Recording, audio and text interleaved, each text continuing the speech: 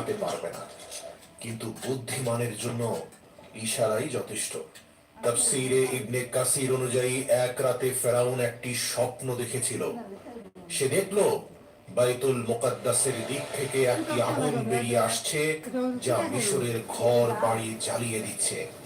কিন্তু বনী ইসরাইলের ঘরগুলো ছিল অক্ষত। ফেরাউন আতঙ্কিত হয়ে জেগে উঠল। এই প্রথমবার সে নিজেকে দুর্বল মনে করলো। সেই রাতেই জ্যোতিষী আর গায়েব জানা তন্ত্র মন্ত্র সাধকদেরকে ডেকে আনলো ফেরাউন তার দরবারে।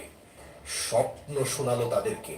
তারপর তারা তাদের কুফরি কালাম দিয়ে গবেষণা করে বলল, বনী ইসরায়েলের মধ্যে এক পুত্র শিশুর জন্ম হবে, যে আপনার রাজত্বের পতনের কারণ হবে। এই ভবিষ্যৎবাণী ফেরাউনের মাথায় বজ্রপাতের মতো এসে পড়ল। ফেরাউনের অহংকার